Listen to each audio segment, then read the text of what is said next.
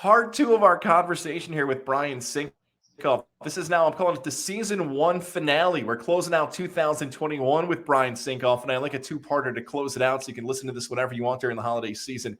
We left off, again, if you're joining us for part two, go back to part one. We talk about his time in Maryland covering NFL, Major League Baseball, all these different sports, his time in college as well. We're now at Norfolk. We're talking a top 40 market, television. This is big stuff. Take us through what happens with some of the experiences and stories of your time in Norfolk. Well, as I said in part one, Percy Harvin was the best. Was the best high school athlete I ever covered. But I was the weekend sports anchor there at WTKR, the CBS affiliate. It was great being in Norfolk. It was like my mom is from there. My cousin was like my brother, his best man at my wedding. He still lives there.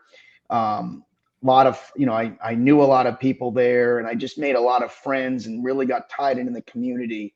My cousin, I have a distant cousin who was the mayor of Newport News, where like Iverson and Vic are from.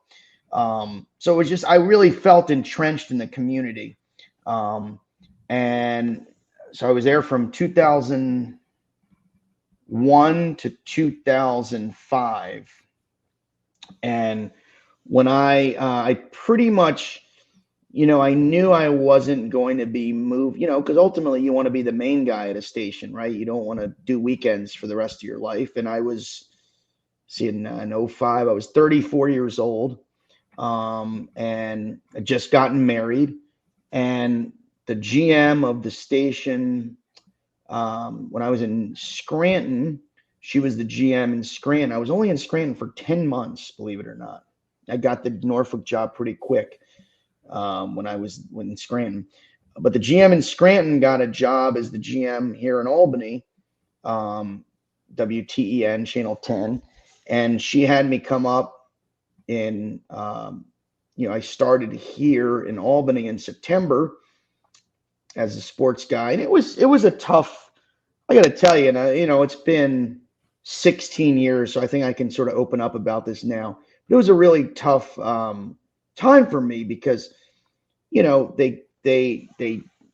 a cruel business of radio. And I tell everybody in this industry, in radio and TV, you haven't been in the business long enough to not get fired. So if you've never been fired, you haven't been in the business long enough. You're going to get fired. You're going to get replaced. Someone's going to come in and be cheaper and, have a better haircut than you, and you're going to be out of a gig. And it's hard to swallow that. And, I learned pretty hard. At the time though, I had a pretty good career sort of climbing the ladder, and I got some lucky breaks. And so I replaced, getting back to what I said, it was difficult. I replaced a guy who was at Channel 10 for a long time, and he didn't have his contract renewed. Now, it wasn't my fault, right? You know what I mean? But Mother Teresa could have been the new sports guy at Channel 10, and it would have been hard for that person to walk into that environment, and they didn't bring the main guy, the weekend guy didn't get the main job. And then I got the main job, and it was a tough time in my life. And I'm opening up to you and your viewers and listeners, guys. But it was a tough time in my life because here I was, a new city. I had just been married for like months. And I come to Albany, and, people didn't like me, not for my work, just because I wasn't the guy who I replaced. And I was not, the guy that the weekend guy who didn't get the job. There were a lot of people who were buddies with him, felt he deserved it. And, I didn't make that decision. I just got the gig and showed up. Right. So it was very tough, very tough time for me, the transition, because I wanted to get along with everyone. And, I thought to myself, you know what, here I am. I'm the new guy. People probably don't like me because they felt like someone should have gotten the job instead of me. And I get that. I understand it. At the time I was 34, so I wasn't as mature. I didn't understand it as much. And I just wanted people to like me. And, it was tough, man. It was really tough for me being at Channel 10 in the beginning because I didn't have a lot of friends, man. People didn't really like me, and it had nothing to do with me. And I think that was the hardest thing about transitioning. That was the hardest job I ever had, because any other time in my career, I've gotten a job and I was embraced, and, my ideas, and it was, I was new, and I was, learning, or I was hired, and they were excited to have me. And it was not a great environment. But I thought to myself, you know what, Francine, and my wife's name's Francine. I said, we didn't have Zach yet. This was '05. I said, Francine, I'm gonna, and I've talked to, I talked to a lot of the people in the business that I'd worked with on the way up, and they were at like CNN and Fox News and NBC, and they all said, Brian, you can't control your reputation, right? You can't control that. All you can control is how hard you work. So I just said, you know what? They may not like me because I'm not whoever, but I'm going to work so freaking hard that they're going to like and respect the work I do. And I think it was just put my freaking head down, don't make any waves, try to get along with everyone. And I said, eventually people will just like me for me. And that's kind of what I did. It took a while, to get acclimated with people in the building and for people to sort of embrace me. But I worked hard, you know what I mean? And I think when you work hard and you're there for 15, 16 hours a day, they could say, all right, well, this may not have been the guy we wanted to have this job, or we didn't think we want, but he does work his butt off. And, there's something to be said for that. And I think that sort of maybe won some people over when I was at Channel 10. And I got respect, I think, and even in the market, the sports people in the market were probably surprised that I got that job, and the weekend person didn't, and the main guy who was there for so many years wasn't the main guy anymore. There was some eyebrows raised in the Albany market, and I think it was a matter of winning them over too. At least learning the market. Fran McCaffrey was at Siena at the time, and Will Brown was at UAlbany. It was a great run for both of those basketball teams. I think from '05 to like 2013 or something, maybe 2015, either Albany or Siena made the tournament every single year that I was here. So it was good. But what I was going to say was I had to even earn respect of the local sportscasters because I was the new guy. So that was a tough time in my life. But I think it helped me grow as a person, and I think it made me stronger. It was at the time, though, it was really, really tough going into work, to be blunt with you. I'm opening up to you guys. I appreciate it. I appreciate you that very much, for being open and vulnerable and having this forum to talk about these things you may have never had an opportunity in your career to talk about before. I thank you for doing that and doing this. I just want to add something to that too, because look, you've had these conversations you told us about being close to people, close to your home, close to your friends, and you've moved across the country basically to a place you don't know a lot about, and it's hard to find people to be that support staff. You mentioned that you're married at this point, so you do have a support staff at that point, but it's not like you were comfortable being with that. And then to the airport, you mentioned your age, you were 34. There are some people who are 24, 29 who are earlier in their careers and not like you have the experience, who might just conform and just, all right, this is how we're doing it, I'll just do it this way. But you've had so much success early in your career, like, no, like, I'm confident in my abilities. Even though people might not like me at this point, I know what I can do. And if you guys just give me a fair shake, like, let me prove it. Like, I know what I'm doing. And I know I can be successful at this. I'm sure you battled with that constantly throughout that first time over there at 10.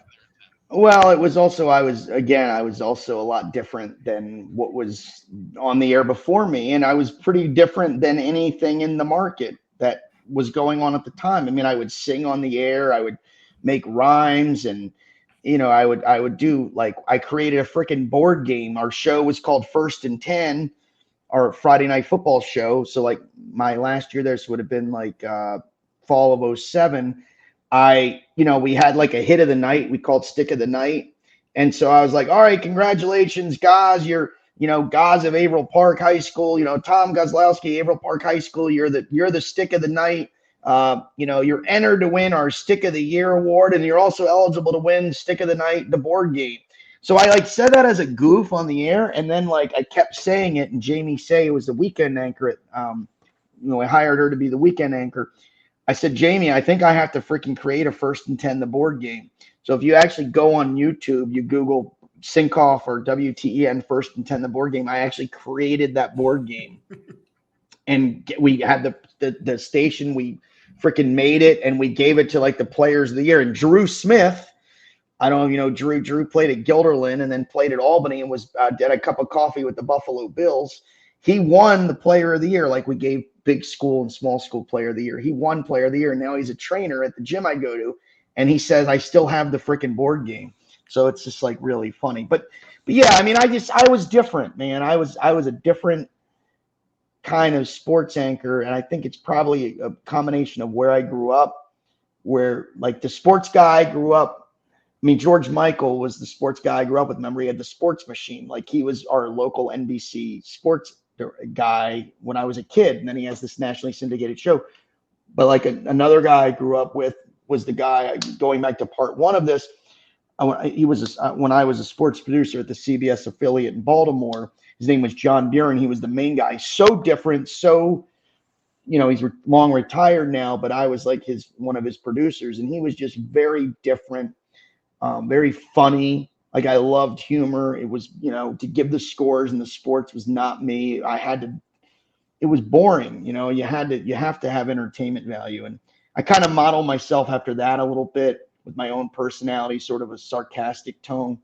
And, as you can't tell. And I was different. And I think when I got to Channel 10, people looked at me like, well, this is not, we're used to having oatmeal and I want my cream of wheat and this is, Fruity Pebbles. What the hell's going on? So there was some of that too. For sure. You know what? Shout out to Drew Smith, by the way. We'll give Metabolic a shout out because 2022, there might be a story out there. I believe Drew Smith, when he visited Albany, was on the same official visit with myself and his soon-to-be teammate, Ben Carl, who also played at Albany. So Drew and Ben, one of my friends from back in Syracuse, are buddies. So Drew, if you're watching, Metabolic. Tim, if you're watching at Metabolic, our guy Kyle Ragos from We Talk Fantasy. Let's talk about you guys joining in 2022. So shout out to Drew Smith. Who knows? Maybe a future guest there on Getting There With Goz to talk about those stories. I think Drew's got a story about Fred Jackson, by the way, that I want to get out of him at some point next year. But you're talking about Channel 10 now.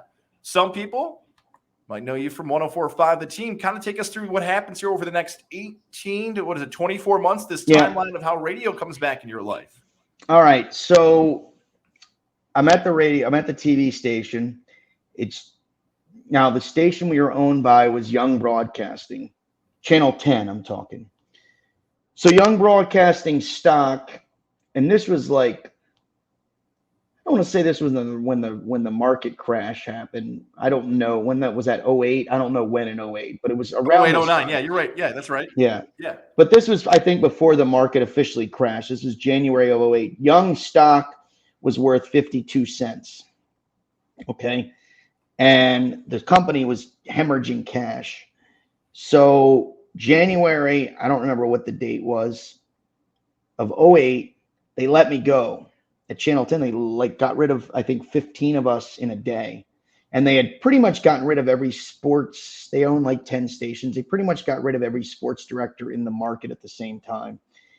And I think that was actually, it was two things there. One, when I got let go, it was like a bloodbath. It was like Bloody Monday, we called it. And I came in, because you come in as your sports guy, you come in a little later, like 2:30, 3 o'clock. So the bloodletting had started in the morning. And then like in the afternoon, I came in, I got called upstairs and people were like looking at each other. Remember, I was not the most liked guy when I got there. And still I had some friends there and a lot of people there. At this point, I think maybe I'd earned their respect.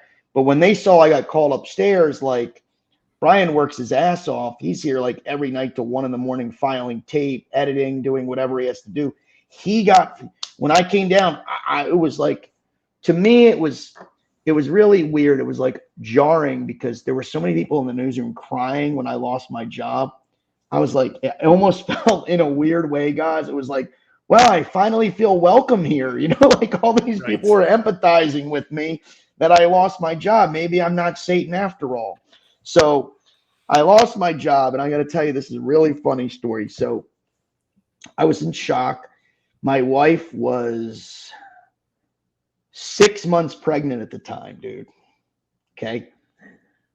I was like, I'm one of these guys, like, I don't know. I always have confidence in myself, and I'm like, I'll figure it out. Like, my wife, I'm freaking, oh, wait, I'm 37 years old, right?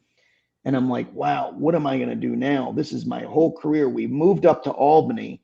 It's 2.5 years later, and I'm blown out by the job that brought me here.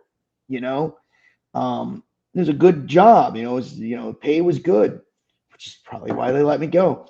So I was like, what am I going to do? So I started sending my tapes out everywhere, and I didn't know if I wanted to do TV. I had gotten some bites from some smaller stations. I don't even remember where. I mean, I had job offers, and it was a little bit less money, but I was like, I don't want to move to, one was like South Carolina, or I was like, I don't want to move to South Carolina or North Carolina. I don't even remember where it was. I had a job interview in Atlanta as well, and I didn't really. Actually, it was kind of weird. I didn't know what that, like, it was one of those things where, like, you get to the interview and you're like, okay, this guy's telling me I'm here for this job. This guy's telling me I'm here for this job. The news director is telling me I'm here for this, and the GM is telling me I'm here for that. By the time the interview ended, I was like, I don't know what I'm doing. Like, what are you, I even asked, I was like, what am I here for? So I was like, I didn't really want to do that. So, I got a call from, actually, I think I called Greg Bobbitt, who works at the time was Time Warner Cable and now Spectrum, but he sort of was the sports guy that, back then Spectrum or Time Warner back then, they did a lot of Albany games on TV and Siena games and Union and RPI hockey. They pretty much had 2 or 3 games every weekend and maybe 1 or 2 during the week. They did a lot more than they're doing now, which is Spectrum. I think their business models changed a little. So they always needed some on-air talent. And I called him, and he knew me from the TV. And I probably lost my job on like a Monday. That Friday, I was freelancing in an RPI hockey game, doing sideline reporting. I had to dust myself off a little bit, and it's like, okay, this is kind of what I'm doing. So I started just as many games as he needed. I was doing freaking women's Albany games, Siena women's games, all Siena men, sideline reporting, Albany sideline reporting. I was, doing lacrosse. Actually didn't get to the spring. So it was really much just that winter season of 2008. But a funny side story, at the time, I had a PlayStation 3, and I had the game Rock Band, right? So this is really funny because, finding a job, right, is a full-time job, right, guys? You know how that works. It's really hard. I needed to detox, I just needed an outlet because I was so depressed. I'm 37 years old. I'm like, I don't have a job. I'm like, I'm doing this freelance stuff. I loved playing the drums on Rock Band, right? You ever play Rock Band? Yes. The drums were so awesome. So my wife was still working at the time. Thank God. She's working, in the mental health field. She comes home. It's like 5:30. I'll never forget this. We told my son this story. He laughs. I'm wearing sweatpants. It's like freaking February of 2008. Sweatpants. And I'm like, she comes in. I'm like, I can't talk. And I was like playing a Coheed and Cambria song on hard. I never freaking got through the song in my life. And I freaking finished the song. And I was like, yeah, I did it. I freaking beat the song. I got through the song. And she was like, I think either laughing, crying, or wanting to file a divorce because she's like, you have no freaking job, dude, and you're playing Coheed and Cambria songs on drums in the middle of the goddamn living room, and I'm 6 months pregnant. I'm like, dude, I mean, it was literally, I swear to this day, I don't know if it was Coheed and Cambria. I'm gonna Google what the freaking. You can ask me another question because I'm gonna Google what the song was, because if anyone's listening to this I'm going to put my glass on because if anyone's listening to this right now, you will know the damn song. It was so freaking hard to do. Hold on. I have Rock Band, by the way, at the house in the other room right now. I wish I had the props ready to show you. It's sitting right there. But by the way, I don't know if we're going to call that rock bottom or success for you because he did, again, play the drums very well. So we won't call it rock bottom. I was, it might have been Rock Band 3 because now I'm looking at it. It does not sound like it was. Oh my God. Now I'm dying to know what the song was. It was a weird song. Like you'd never heard the song. You know what I mean? Like it's one of those things where you never heard the song in your life. And you're only in that game. You know what I mean? Yes. It was a real random. Hold on. It was definitely Rock Band. It might have been Rock Band 1. I think it was Rock Band 1. Wow, I'm really dating myself. Yeah, it was Rock Band 1. Hold on, we're taking up time. Stand by. If you're watching on our visual side, you see this. On our audio side, while Brian looks through this, I'll just paint the picture right now. I'll do a play-by-play. The glasses are on. It is 10:45 at night on a Thursday. Rock Band is not being played, although I do plan on my relatives coming to play that. So some type of song is played by you in sweatpants at 37 with the 6-month pregnant wife and success. It was, and it's going to bother you for the rest of the podcast. Oh my God. It wasn't Mississippi Queen. It wasn't that. The Coheed and Cambria was Welcome Home. By the way, that guy from Coheed and Cambria, he's from here. He lives here. Do you know that? I did not know that. Yeah, the drummer actually lives in Delmar. Isn't that nuts? That is insane. By the way, the audio side is never going to hear any of this, by the way. They're going to get the nice version of this. The visual side, sorry. You got to see it all. All right? You got the raw, uncut version of us. I can't find the damn song. But anyway, I'll find it in like 3 days, right? All right. Glasses You're going to comment on the video below. You're going to comment on the video below with the song at some point. It was such a hard song. I don't remember. It was a weird, the tones were different and all that. All right. So that was like Jane. So I was freelancing, for Spectrum or for Time Warner Cable Sports. So then in what month?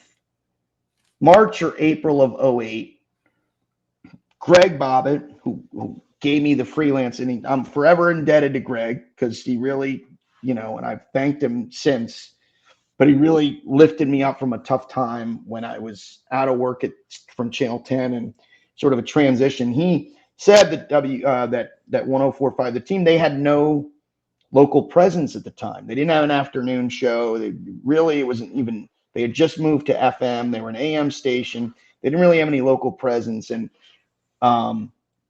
Greg said, they're looking for someone. I threw them your name, go there. And I was like, today? And I was like, all right. So I met with, like Bob Osfeld and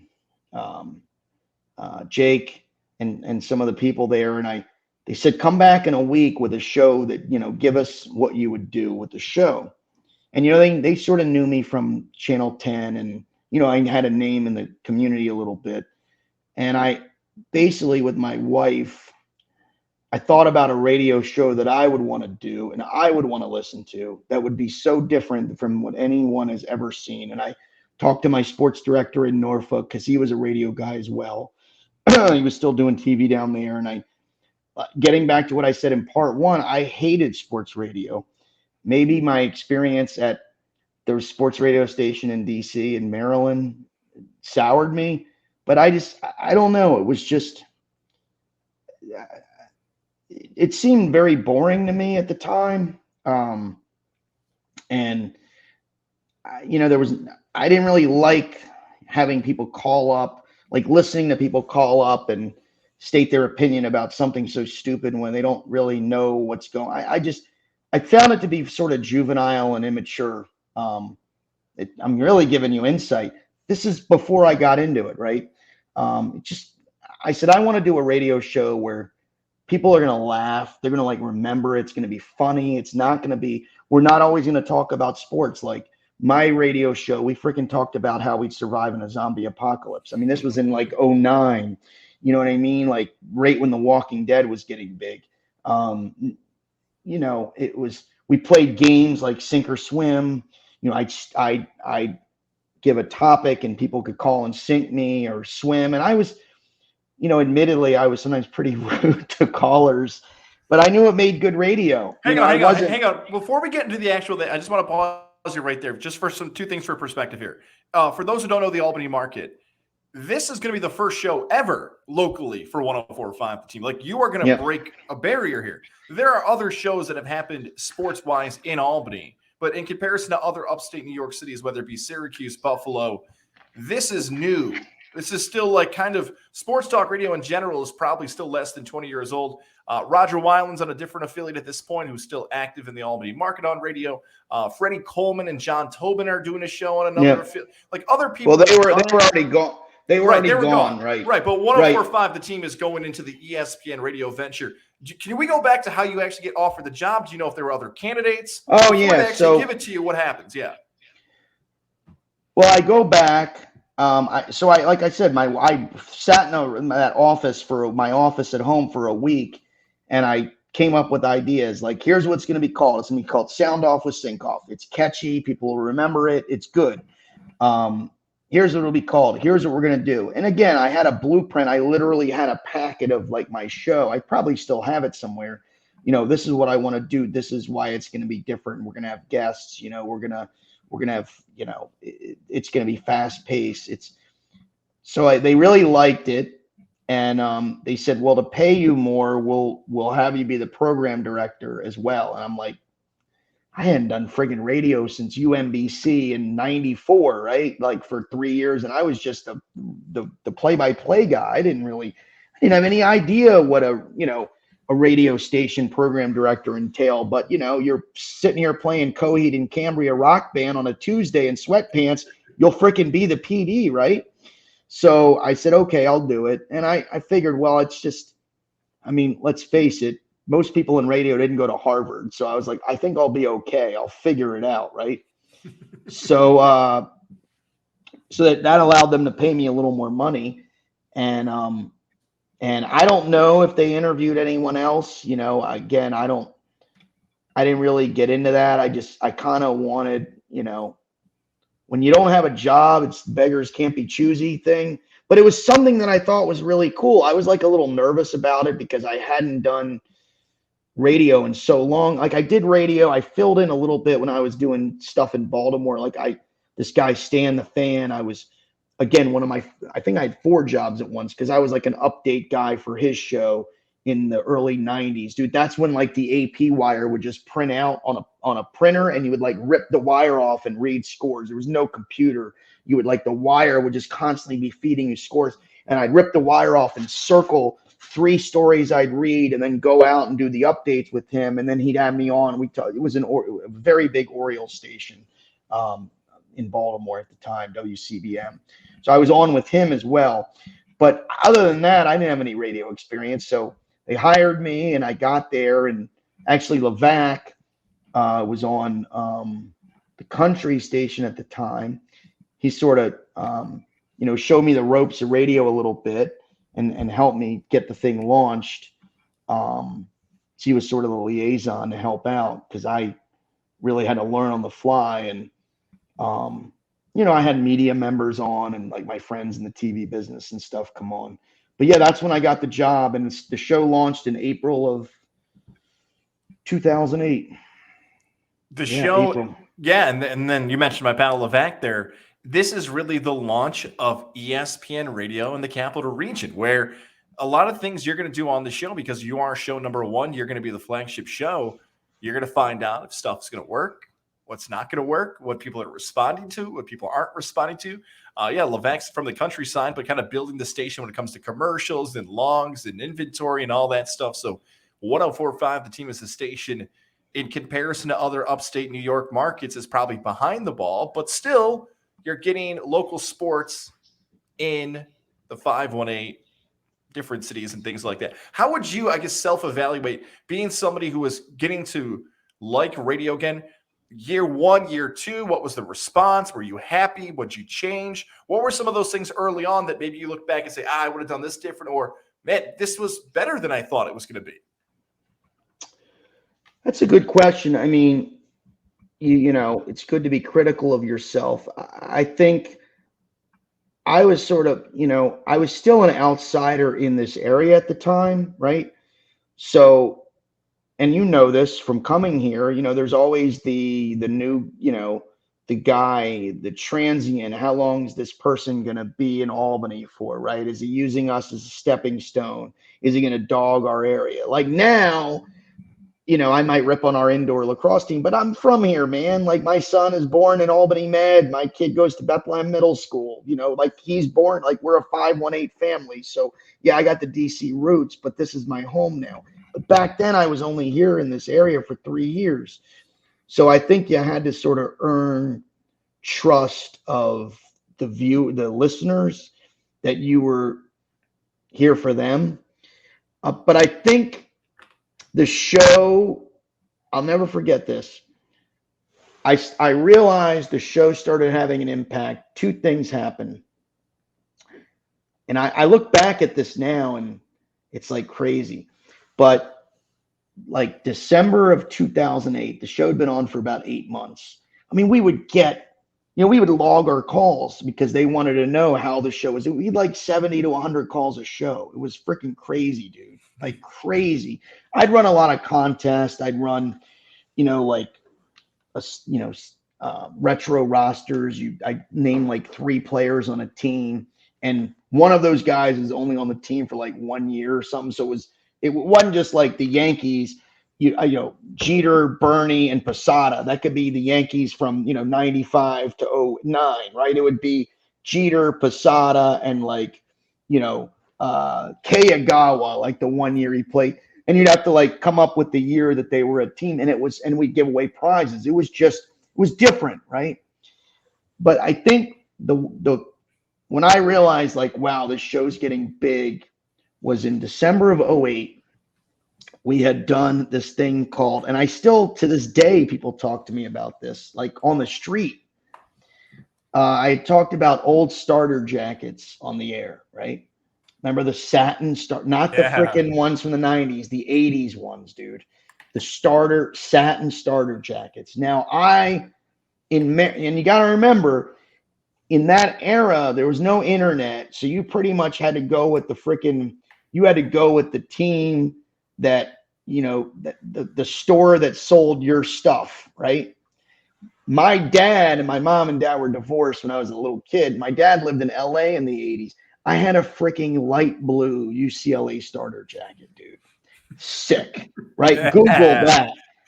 Though you do not touch the light blue starter jacket UCLA in like 86. I had that puppy, right? Look at that thing. It's beautiful. So we did the starter jacket. We started talking about starter jackets and the phones lit up. And you know how like you do a thing on the show and you think it could be the greatest thing in the world and it sucks and you have to switch topics, or you're like, I'm just going to start talking about this. It's unplanned and, you know, you don't know if it's going to work. Next thing you know, that's lighting up and you're like, screw this. Let's throw away the script. Let's just do this. So then we created a contest and we made it huge that people were going to take pictures of if they had starter jackets from back then, take a picture of themselves wearing their starter jacket or email in your photo. And we're going to do a freaking starter jacket challenge, a bracket of all the people in the capital region in the best starter jacket. And we had people vote on, like, I'll never forget the guy with the Tampa Bay Buccaneers, that peach orange faced off against the dude in the Hartford Whalers starter jacket that they still had. It just got so big. And we had like girls from the traffic and sales department. We had them sing a jingle, starter jacket challenge update. You know, it was like, it got so big. It was just, we ran that contest for like a month. And I realized then, I was like, wow, this show it's crazy. it's getting, and our ratings were good. Like we did very well in the ratings. And we also, the other thing, so there was that. And then the other thing, when I had I ran like 2 or 3 games a day because I didn't want to just talk about sports all day. Like to me, that was boring, right? I mean, how much can you talk about Daniel Jones's neck injury, right? I mean, I didn't even know what the hell play that happened on, by the way, but whatever. Like, so I wanted to do a show that I would like I also wanted to do a show that my wife, who doesn't like sports, that she could tune into. And she may not like the Daniel Jones talk, but she knew retro rosters was coming up or something funny that was going to be talked about was coming up and it'd make her laugh. So the other thing we did, this was crazy. Been 2010. So I would have like the first caller for a game would be on the air. And if the questions were always pretty hard, but if the first caller got it, I said, "Oh my God, you're like a Hall of Famer." And I was like, "Screw it. Let's create a Hall of Fame." Kind of like I did with the First and 10, the board game.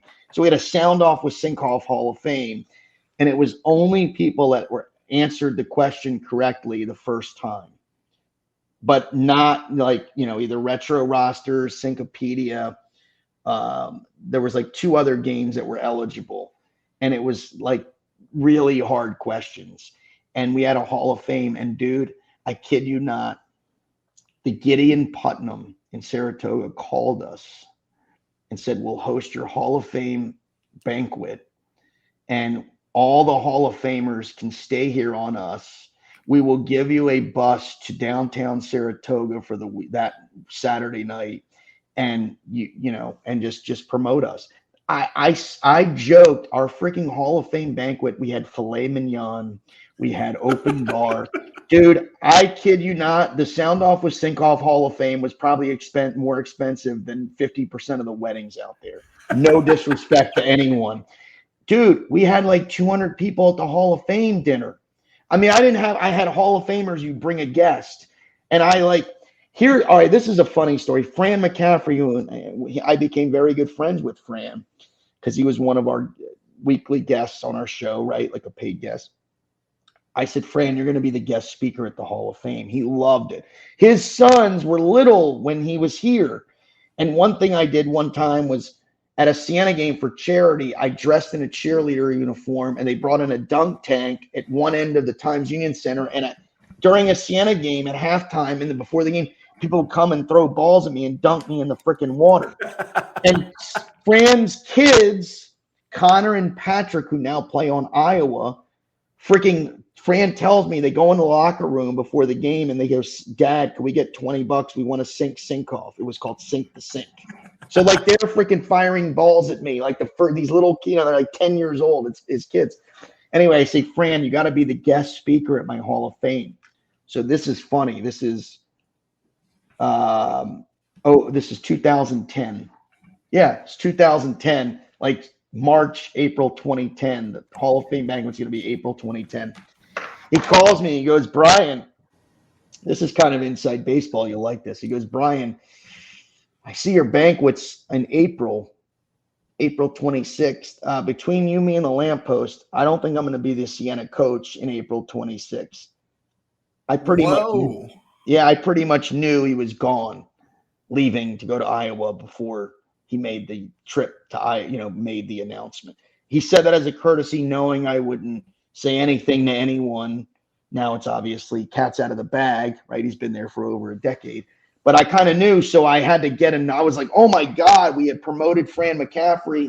We needed another guest." So I got, at the time, Nate Lehman, you may not remember, is the Union coach, who before Rick Bennett, who's the Union coach now, took over. Lehman was the coach, went to Providence. Lehman, I think, is at Providence now, took them to the Final Four. They may have won a national championship, if I'm not mistaken. I don't follow college hockey that They well. did. Yeah, they did. Well, he was the coach that won the national championship for him. So Nate Lehman was the Sound Off with Sinkoff Hall of Fame guest speaker. So like those 2 events were great. They were highlights. Well, somebody who may for the first time hearing about Sound Out with Sinkoff. If they're listening from somewhere else in upstate New York, they're hearing about the success. They're hearing about the Gideon Putnam and the callers. And what doesn't make sense here coming up is how this ends. Well, take us through it. Like, even me, who is living in Syracuse at this point, is learning a lot of new stuff about the history of 104.5, the team. I knew who was there before me, but I really don't know how this ends with you. So maybe this is the first time you've been able to share this in a public forum. Maybe it's not. Take us through what happens with the end with Sound Up with Sinkoff from your perspective. Yeah, well, I mean, I shared the TV side, right? I never really talked publicly about that. The radio side. Okay, so I had gotten there in 08. So I was let go in September of 2011. So probably summer of 2010, Brian Noe, and I know you had Brian Noe on the show. He comes in as the new program director. And it was kind of odd the way the whole thing happened. And again, much like I replaced the guys at Channel 10, you know, Brian was in that spot, you know, a little bit coming in and you know, in the team. So, you know, it's not really Brian, you know, he was put in the position. Like, I don't, you know, I look back now and my feelings about certain people in the industry have changed as I've matured, gotten older, and know that, look, he was in the position I was in at Channel 10. So it's kind of, you know, it is what it is. But he came in and he, you know, he was going to be the new program director. And I didn't mind that because I freaking hated being the program director anyway. I didn't, you know, it was just like, I felt like doing the show 4 hours a day and having good content. That's a full-time job. Like, I came in at 9, 10 in the morning. I was there at 7, 8 o'clock every night. I didn't want to have to be thinking about jingles and writing commercials for the voice guy and putting them together. It was just a lot of work. So he came in, but they didn't really tell me they were doing this until he shows up for the interview the day of. And I'm like, what? Oh no, you'll keep your host gig. I'm thinking, all right, it's corporate America. They're taking away the duty of program director, which is awesome. They're not reducing my salary, and I'm still going to do the radio show. Like, that just, to me, and I've been around enough media places to know that just something didn't smell right, right? So that was in like summer of 2010. So Brian's show was before mine, and that sort of went on for about a year. And I kind of, my inner man, just something, you know, for that year, they started getting rid of people in the station. You know what I mean? It was the regime that hired me sold to Town Square in 2010. And so that next year, I felt like it was sort of a gradual, whereas when I was at Channel 10, Young Broadcasting blew out 20 of us in a day, like that. With Town Square, it was sort of a gradual thing where this higher up's gone after being in the, you know, building for 30 years. And I'm like, this is not good. So summer of 2011, I really just got a bad feeling about everything. Like, it was like end of the summer. I was like, I don't really think I'm going to be here long. Like, I knew it, right? I said, you know, when corporate's giving you less answers when you ask questions and ignoring you, it's just, you know, I was smart enough to realize I was 40 at that time. So I'd grown a little bit, and I was smart enough to realize, all right, this is effed. So I talked with a bunch of people, and I don't even remember who it was, but they said, Brian, if you didn't do radio or TV, what would you do? Like, and I was like, oh my God, I've been doing this for 20 years. You know, this is what I went to school for. We talked about in the beginning of this podcast. This is what I was trained to do, and I wanted to do since I was 9 years old, driving to the Oriole game with my cousin, right? I'm like, I can't imagine doing anything different. But like, it got me thinking, what would I want to do? And I was like, I don't know. At the time, our house was on the market, and because we were just going to move into something a little bigger. Zach was like, how old was Zach? Zach was like just turned 3. So he was, you're in that age. How old's your kid? You have A year and a half. All right. So you'll see in the next 2 years, the kid's going to get a lot more mobile and need more stuff. And your small house or whatever you're living is going to be too small. I don't care how big it is. And you'll call me when that happens. But anyway, sell it with Sinkoff, baby. Nice. So I was like, we got to move. So our house was on the market, and I kind of saw what the realtor was doing, and I was like, I think I can do this. And my mother-in-law, my wife's mom, was a realtor at the time. Well, she was a realtor in Florida, living in Florida. And I was like, I think I can do this, and I like it. And I knew that those freaking HGTV shows were BS. They weren't, it was like The Bachelor isn't real dating, right? This just into the newsroom. That's not how this works. I love that show, by the way. Oh, The Bachelor. He's here for the right reasons. No, you're on a freaking reality show. He's not here for the right reasons, to find love. He's there to get famous. Stop, you dummy. It's the TV. I wasn't enamored with real estate because of the TV shows on HGTV. I just liked real estate. And I talked to some people in the industry, and I was like, what do you think? This is before I got let go. This is like my intuition, man. I had intuition. I said, what do you think? And they're like, Brian, people know you in this market. You're a likable guy. You're honest. Like, you're not going to screw them over. I think you'd be really good. So when the time came, which was September, like I knew, man, I knew I was done. Here's how I knew I was done.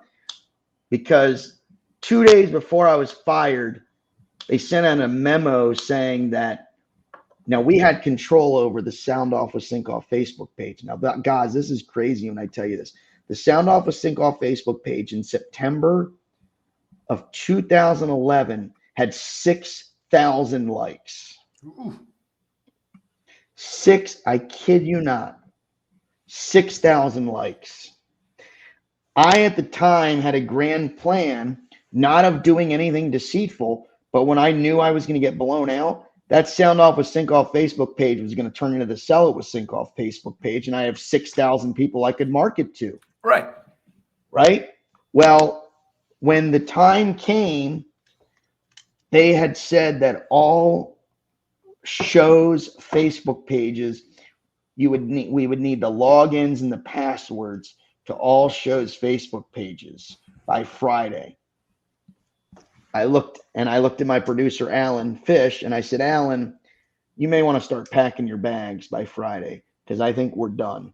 So that night, Thursday night, I freaking packed up my entire office except stuff you could sort of see, sort of superficially, you know what I'm saying? Like, yeah. You walk by, you wouldn't see everything's off the wall, but you'd see this stuff was gone. The stuff you couldn't see was gone, and everything on my desk was gone. I knew I was done. So they called us after the show Friday. We went down to the corner office. Not a good you don't ever want to be in the corner office. And they brought us to the corner office, and they said, we're moving in a different direction. I asked them what direction was that? Was it down? Because we were number one among men, 25 to 54.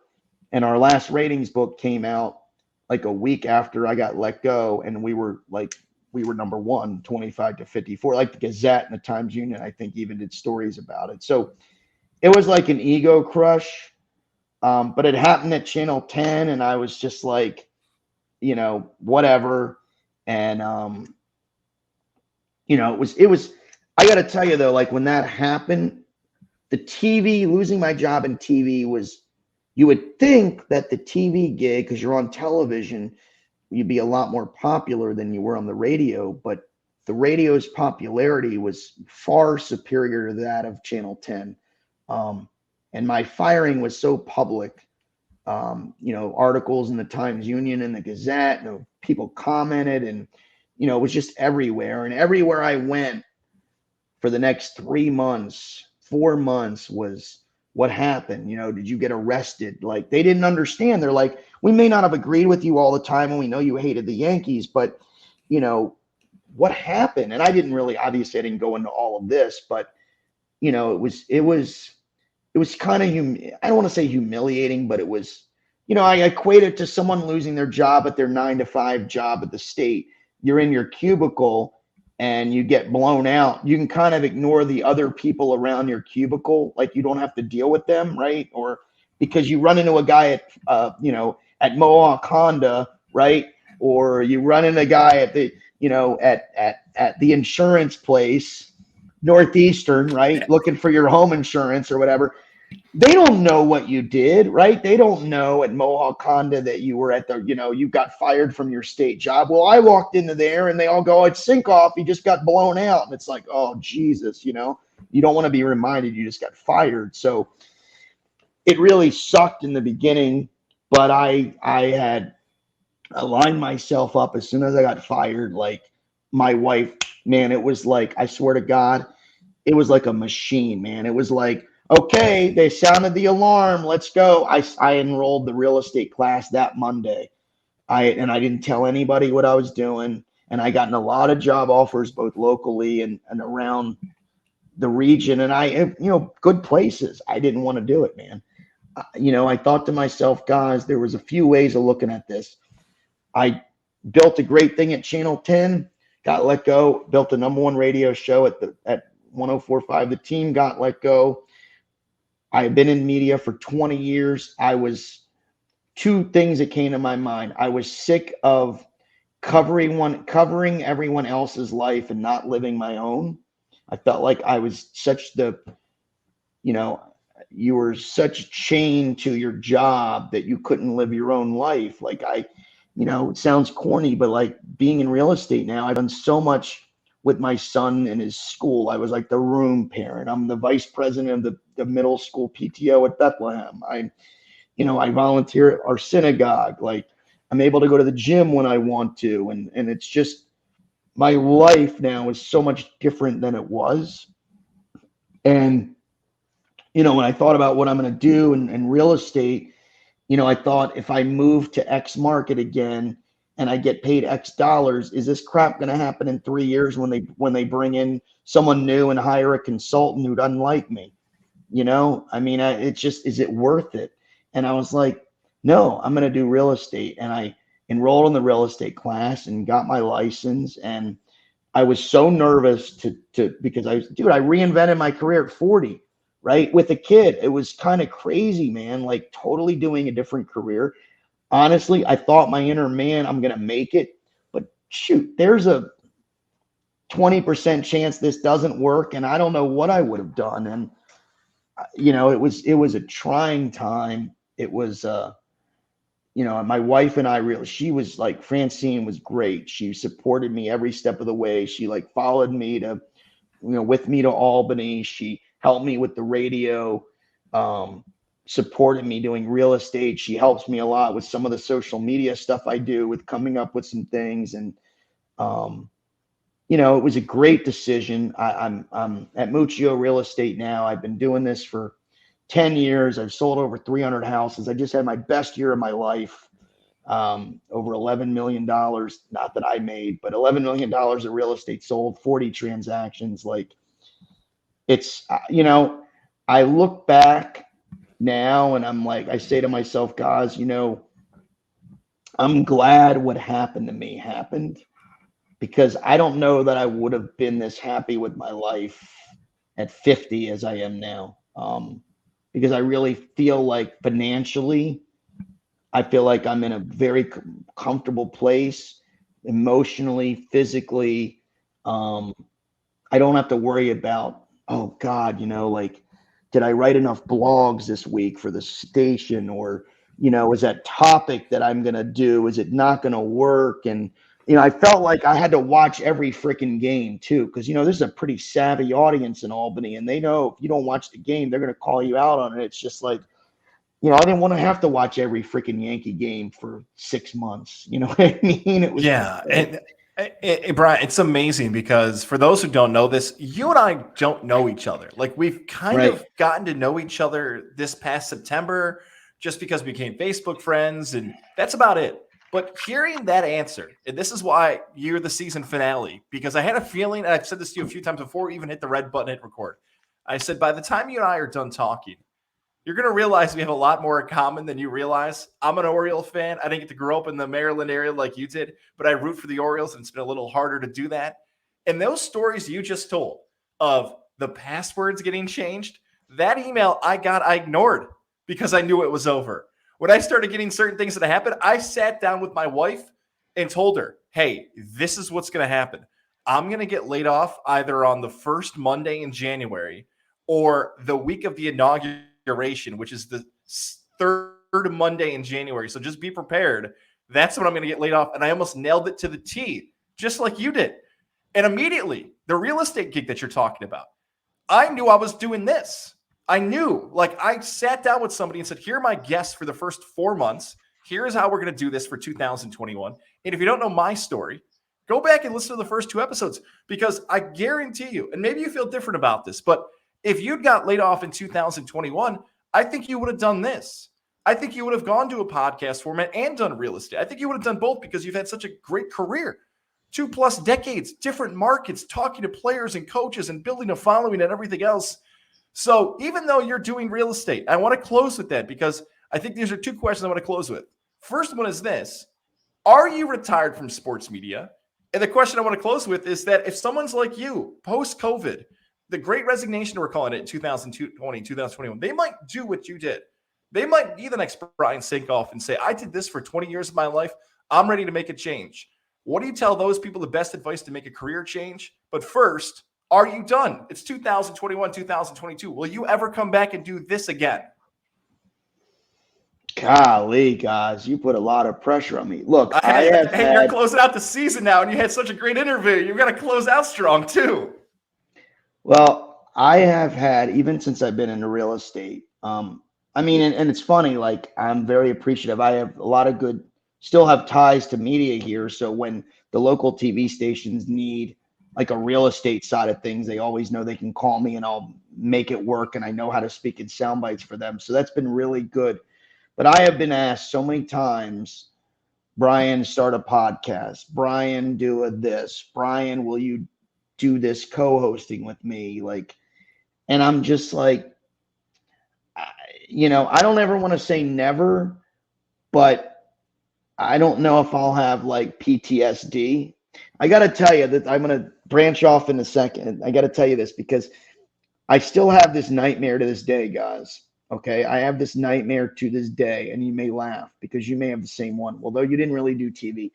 I have a nightmare, and I probably have this nightmare about once a month, that I get to the TV station and it's 6:05 and I have no show written or edited, and we're going on the sports at 6:25. And I'm in a freaking cold sweat trying to edit highlights or figure out exactly what my show content is going to be at 6:25. It's like a freaking weird dream that I still have. And right, it's like you being not prepared for a radio show. Like, doesn't that freak you out? I had it today with my wife where I told her, I'm like, I didn't get my stuff done. And like the show, I almost said the show to her, and she's like, I'm like, I can do this tonight. Right. Like, today that happened to me. Right. It's crazy. So I don't ever want to say I'm retired forever. It'd have to be a really good opportunity. Like full time, could I ever do this again? I don't think so. No way. I will tell you, I am retired from sports media. Yeah, full-time gig, absolutely. I mean, someone would literally have to say, Brian, we'll pay you 150 grand a year for 5 years, and unless you get arrested, we can't fire you. That would maybe, I would think about it, but even then, I'm like, no, because then I'd lose all my real estate ties. So, it's funny because when this happened to me at 40, I swear, sometimes I'd be sitting down, I'd be, reading the scripts before a show, and, I prepare all day, and I come out and I do a radio show, and I start the show, and I like in a commercial break, I think because I'm a very analytical, philosophical person, like psychology was my minor in college, and I really fascinated, read a lot of books about it.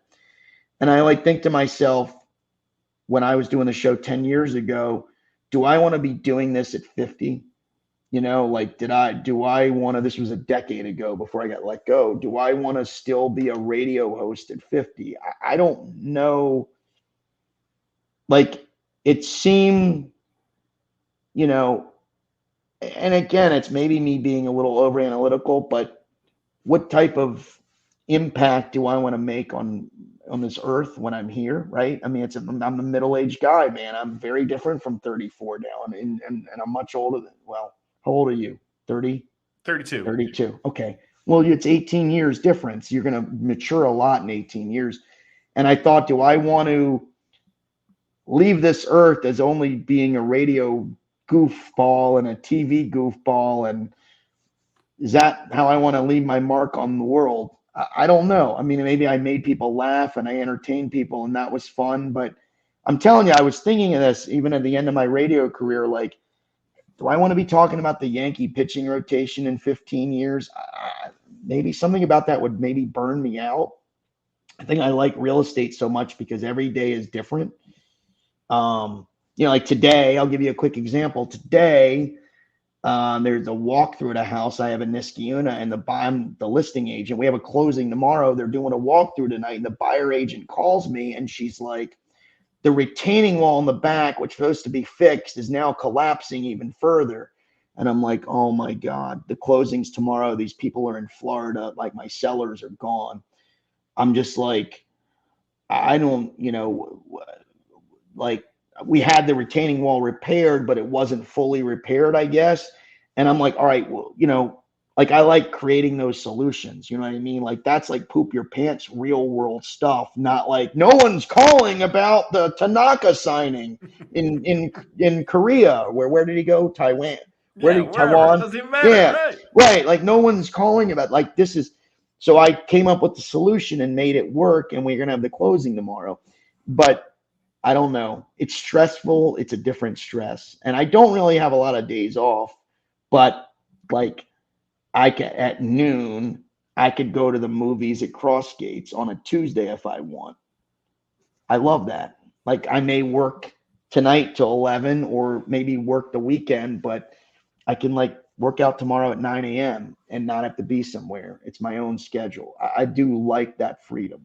So that is my retired from sports media question. Yes, I would say I am. If someone wants to, if you want to have me as a guest like this, I love doing this, but could I do this full time again? No. Not even a podcast once a week through Gonzo Media. So I'll continue to recruit you after this podcast. All right. You don't have to. I mean, I'll continue to recruit you. Guys, you know, money talks. No, I'm kidding. You know, What does the house go for again? You're living it in Glenville. I'll Zillow that after this. It's Slingerland's, buddy. Slingerland's, not Glenville.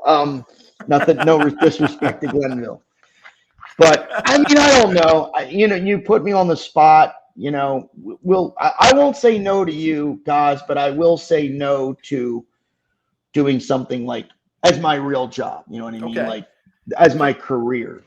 Fair enough. And let's close with this. Let's close the season with this. We mentioned people changing transitions in their careers and everything else. It's almost been the theme of this from January 2021, where someone's going to look to do something different, whether it's that college student who got a degree and all of a sudden they look at the work field. They're like, this is not what I thought I was going to get into. Whether it's someone who was laid off through COVID over the last 2 years, and maybe it's someone who is resigning and saying, I want to start something different. It's a weird world when we're taping here in December 2021. For somebody who's done it, who's lived it, what is your best advice to someone who's looking to make that career change? How to do it? And what do you do through that process? Career change to get into it? Or so let's say, for instance, like you were in media, you went to real estate. Maybe somebody went to school to be a broadcaster. They're going to become a nurse. They're going to now become a physical therapist. They're going to become a police officer. What's your best advice to somebody who's looking to make a career change in their life at this point? How do you do it? Well, I think you have to ask yourself one question. You have to ask yourself, well, two questions. One, is the juice worth the squeeze, right? So is what you're doing, what you're putting in, are you getting out what you're putting into it?